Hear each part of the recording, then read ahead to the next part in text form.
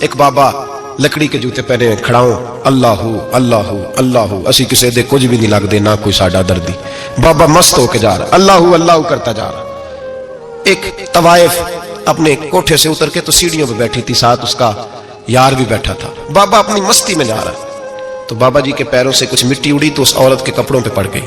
پرواہ ہی نہیں، بزرگ گزر رہے، وہ یار اس کا دوڑا ہوا آیا، اس نے آ کر تھپڑ مارا، کا خیال نہیں سارے اس کے کپڑے آلودہ کر دیے، تو کدھر تیرا دماغ نہیں ٹھیک؟ بابا نے نظر اٹھائی، کہا بیٹے میں نے دیکھا نہیں، چل اللہ تیرا بھلا کرے، تو نے بدلہ لے لیا۔ بابا جی چپ کر کے، وَإِذَا خَاطَبَهُمُ الْجَاهِلُونَ قَالُوا السَّلَامَ، چپ کر کے گزر گئے۔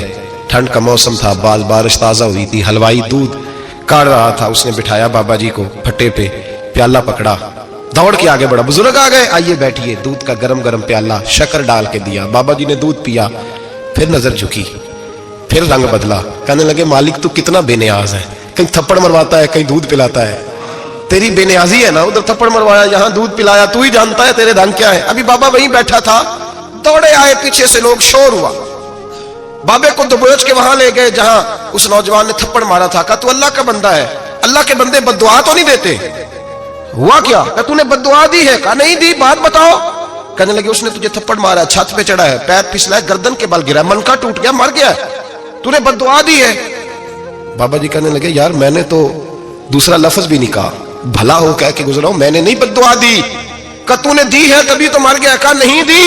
کہا بابا تو بزرگ آدمی ہے، سچ بول۔ تو بابا جی کہنے لگے سچ سنو، پھر میں آ رہا تھا، میرے پیروں سے مٹی اڑی، اس کے یار کے کپڑوں پہ پڑی، اسے برا لگا، اس نے مجھے مارا، جب اس نے مجھے مارا تو میں کوئی لوارث تو نہیں تھا، جب اس نے مجھے مارا تو میں کوئی لوارث تو نہیں تھا، مجھے دشمنوں نہ چھیڑو، میرا ہے کوئی جہاں میں ابھی پکار لوں گا، نہیں دور ہے مدینہ، اس نے مجھے مارا تو میں کوئی لوارث تھا کہ میرا بدلہ کوئی نہ لیتا، اس نے مجھے مارا ہے تو میرے یار کو برا لگا تو اس نے اسے مار دیا ہے، میری تو غلطی کوئی نہیں، یاروں یاروں کا جھگڑا ہے، یہ تو دوستوں کا جھگڑا ہے، یہ تو یاروں کا جھگڑا ہے، کوئی غلطی نہیں میری، کوئی غلطی نہیں، خش خش جنہ قدر نہیں میرا، اے میرے صاحب نو وڈیائیاں، میں تے گلیاں دا روڑا کوڑا، میں گلیاں دا روڑا کوڑا، میں نو محل چڑھایا ہے سائیاں، میں نو محل چڑھایا ہے سائیاں۔ فرمایا اس نے مجھے لوارث سمجھا تھا کہ تھپڑ مار کے گزر جائے، میرا کوئی پوچھے گا ہی نہیں۔ میرے رسول پاک علیہ السلام کے بارے میں رب فرماتا ہے بھی میں تو تیرے ہو تو وہ کافر کو سزا نہیں دیتا کہ تو موجود ہے۔ یاد رکھیں حضرت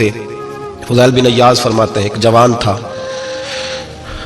مسجد میں آیا، لوگوں سے کہنے لگا روٹی کھلاؤ، کسی نے توجہ نہ کی، اس نے کہا میں رب رب بتانے والا ہوں، میری طرف دیکھو تو صحیح، کسی شخص نے خیال ہی نہ کیا۔ پھر اس نے کہا یار تھوڑا سوچو، نمازیوں سے کہا، اہل علاقہ سے کہا، انہوں نے کہا تیری طرح کے بڑے درویش دیکھیں۔ مسجد کے محراب میں وہ رب کریم کا بندہ انتقال کر گیا، جب فوت ہو گیا نا، لوگوں کا مزاج ہے بیمار کو دوائی نہیں دیتے، جنازے پہ وقت پہ پہنچ جاتے ہیں، جب کوئی گر رہا ہوتا ہے تو سہارا کوئی نہیں دیتا، جب کوئی گر جاتا ہے ٹانگ ٹوٹ جاتی ہے تو تیمارداری کو زمانہ پہنچ جاتا ہے۔ اور بزرگ وہ نوجوان اللہ کا نیک بندہ مسجد کے محراب میں فوت ہو گیا۔ حضرت فضیل ابن ایاز کہتے ہیں امام صاحب نے اعلان کیا چندہ دو، کوئی لاوارث فوت ہو گیا، کفن دینا، چندہ اکٹھا ہوا، کفن خریدا، جنازہ پڑا، عشاء کے بعد دفن کر کے آئے، فجر کی نماز کے لیے جب امام اور مؤذن مسجد میں آئے تو چیخیں مارنے لگے، تڑپنے لگے، دور دور تک آوازیں پھیل گئی، دنیا دوڑی آئی، کیا ہوا؟ کہنے لگے وہ جو تم نے کفن پہنایا تھا وہ یہاں پڑا ہوا ہے، اور دیکھو کفن پہ تحریر لکھی ہے۔ تحریر کیا ہے؟ عرش کے مالک نے فرمایا میرے دوست نے روٹی مانگی تم نے دی نہیں، اس نے تمہیں میرے قریب کرنے کے لیے اپنی طرف توجہ کرائی تم نے کی نہیں، اور میرا یار تمہارے کفن کا محتاج تھا، سنبھال کے رکھو اپنا کفن، میں نے اسے جنت کا لباس عطا فرما دیا، سنبھال کے رکھو، یہ کوئی لاوارثوں کا ٹولہ ہے۔ یاد رکھیں جو وارث والے ہیں، وارث والے ان کا رنگ اور ہے، جو ماننے والے ہیں ان کا مزاج اور ہے، اپنی زندگی لوارثوں کی طرح نہیں گزارے، تھوڑا سا ادھر گیا تھا تو پھر تھوڑا سا ادھر گیا تھا تو تھوڑا سا، یہ کیا بات ہے، یہ کیا بات ہے؟ اپنے آپ کو، اپنی نسبت کو، اپنے عقیدے کو مضبوط رکھیں۔ 1 انچ کے اعلیٰ حضرت فاضل بریلوی رحمت اللہ علیہ کے مکان کی دیوار گر گئی، ایک کونا مکان کا، آپ جانتے ہیں پرانی دیواریں چھوٹی ہوتی تھی اور بارشوں میں اکثر گھروں کی دیواریں گری ہوئی ہوتی تھی، ایک سائڈ کی دیوار گر گئی تو اس کونے میں ہندوؤں کا گھر تھا۔ اب مستری صاحب رات کو آئے، ان سے بات ہوئی تو کہنے لگے سویرے کام شروع کروں گا۔ کہا ایک دو صاحب نے کہ ہندوؤں کا گھر ساتھ ہے اور وہ دشمن بھی بڑے زیادہ ہیں، تو رات کو ہی ہو جائے۔ کہنے لگا جی نہیں میری مجبوری ہے، مزدور کہاں سے لاؤں گا، بڑے معاملات ہیں، سویرے شروع ہوگی۔ اب رات کو مولانا ظفر الدین بہاری علیہ رحمہ کہتے ہیں بچے مدرسے کے باقی سارے لوگ سب کو جمع کیا گیا، چونکہ اس طرف سے تھوڑا خطرہ تھا ہندوؤں کی جانب سے۔ کہا جناب یہ بڑے دشمن ہیں اسلام کے، تو اس طرح کرو کہ 2-3 بچوں کی ڈیوٹی لگائیں یا کچھ لوگوں کی یہاں رات کو پہرا دیا جائے، ٹھنڈ بھی بڑی زیادہ تھی، کھڑا ہونا بھی مشکل تھا۔ اعلیٰ حضرت رحمۃ اللہ علیہ عشاء کی نماز کے بعد جلدی حجرہ خاص میں تشریف لے جاتے تھے۔ اس رات جب دیکھا نا باہر شور ہو رہا ہے تو اسی طرح سر پہ ایک رومال لپیٹا تو باہر آ گئے، کہنے لگے کیا شور ہے؟ کہ حضور سردی ذرا زیادہ ہے تو یہاں کسی کی ڈیوٹی لگانی ہے پہرے کی۔ 2 منٹ خاموش رہے، پھر فرمانے لگے کوئی ضرورت نہیں، جاؤ سو جاؤ سارے جا کے، کوئی ضرورت نہیں، جاؤ اپنے اپنے گھروں کو، کوئی عادت نہیں، پہنچ جاؤ۔ کہ حضور مہربانی کرے، وہ طے ہونے لگا تھا۔ فرمایا میری وجہ سے کیوں کوئی ساری رات بیدار رہے، جاؤ تمہیں کہا نا آرام کرو۔ لوگ سو گئے۔ صبح فجر کی نماز پڑھ کے اعلیٰ حضرت رحمۃ اللہ تعالی علیہ جب سیڑھیاں اتر رہے تھے رضا مسجد کی، تو وہ جس ہندو کی جانب سے زیادہ خطرہ تھا وہ سیڑھیوں پہ بیٹھا تھا، مسجد کی سیڑھیوں پہ۔ سب لوگوں کی توجہ ہو گئی، کہنے لگا مولانا میں کلمہ پڑھنے آیا ہوں، مجھے کلمہ پڑھا کے مسلمان کر دیں، میں کلمہ پڑھنے آیا ہوں، مسلمان کریں۔ لوگوں کی توجہ، اعلیٰ فرمانے لگے نہیں ابھی تو انتظار کر، تھوڑی دیر کے اچھی طرح سوچ لے، جذباتی فیصلہ نہ کر، یہ تو آ رہا ہے۔ یہ کہہ کے جب 2 سیڑھیاں نیچے اترے اس کے پاس سے تو اس نے پیر تھام لیے، کہنے لگا اب ایسے تو نہ کرو، رونے لگا۔ اعلیٰ حضرت رحمۃ اللہ نے کلمہ پڑھایا، کچھ باتوں کی نصیحت فرمائی، تشریف لے گئے۔ گھیرنے والے گھیر کے بیٹھ گئے، کہنے لگے ہمیں بھی بتا بدلہ کیسے ہے؟ کہنے لگا دیوار گر گئی، آدھی رات تک انتظار کرتا رہا، پہرے دار کوئی نہیں، تو 2 تلواریں لے کر جب میں ان کے مکان کی جانب بڑھا، میں نے کہا آج گردن کاٹوں گا اور کاٹ کر کے نکلوں گا۔ کہتا ہے جب میں قریب آیا تو 2 شیر کھڑے تھے، اوپر سے پلٹ کے آیا تو پھر کھڑے تھے، ادھر سے پلٹ کے آیا تو پھر کھڑے تھے۔ فرماتے ہیں میں 2 گھنٹے کے بعد آیا تو پھر پلٹ کے کھڑے تھے، میں پھر 1 گھنٹے کے بعد آیا، سحری کا وقت ہو گیا تو پھر پلٹ کے کھڑے تھے، اب میں ڈر کے بھاگا۔ کہتے فاضل بریلوی نے اپنی کھڑکی سے منہ باہر نکالا، کہنے لگے اور کتنا تجربہ کرے گا، مجھے تو لاوارث سمجھتا ہے، لاوارث ہوں میں، اور کتنا تجربہ کرے گا، بس کر مان جا۔ میں نے کہا حضور یہ کون ہے، مجھے بتائیے تو صحیح یہ کون ہے؟ تو کہنے لگے میں نے ساری زندگی رسول اللہ کی عظمت کا دفاع کیا ہے، ساری زندگی غوث اعظم کے نعرے لگائے ہیں، ابھی تو یہ مدد صرف غوث پاک جیلانی کی بھیجی ہوئی ہے، ابھی تو غوث اعظم کی بھیجی ہوئی مدد ہے، مولا علی ابھی پیچھے ہیں، 2 جہاں کے محبوب ابھی اس سے پیچھے ہیں، وہ تو ابھی پیچھے ہیں، پیچھے کھڑے ہیں کہ ضرورت پڑی تو ہم بھی تیار بیٹھے ہیں۔ او بھائی آج رواج ہو گیا، رواج، میں نے 2-4 دن پہلے بھی کہا تھا، لوگ کہتے ہیں نہیں کوئی نہیں ضرورت، سامنے سارا کچھ نظر آ رہا ہے۔ او خدا کے بندو یاد رکھو نسبت ہے بڑی چیز، جانے تگو دو میں، اگر کسی کو نسبت میسر آ گئی نا، نسبت، خالی دامن ہی مل گیا، تیرے ہاتھ میں کچھ ہے تو ہونی چاہیے نا، خالی دامن تجھے کسی کا میسر آ گیا تو بچ گیا۔ اپنی نسبتوں کی حفاظت کریں، ان کو مضبوط کریں، ان پر محنت کریں، ان پر توجہ رکھیں۔ یہ نسبت جو ہوتی ہے نا، نسبت، یہ دیکھیں نا، ایک گتا ہے وہ عام کتاب کو لگا ہوا ہے تو جہاں مرضی رکھ دو، اس کی کوئی قدر نہیں، لیکن جو گتا قرآن مجید کو لگ گیا ہے اس کو بغیر وضو چھونا جائز ہے۔ ایک پٹھے پہ اینٹ بنی ہے، جو باتھ روم میں لگ گئی وہاں بغیر جوتے کے جایا نہیں جا سکتا، اور جو مسجد میں لگ گئی وہاں جوتے پہن کے جایا نہیں جا سکتا۔ یہ نسبت ہے بڑی چیز، اگر میسر آئے نصیب ہو، اپنی نسبت کو مضبوط کر کے رکھا کریں، اس کی جولانی کا مظاہرہ کیا کریں، اس نسبت میں روز توانائی آنی چاہیے۔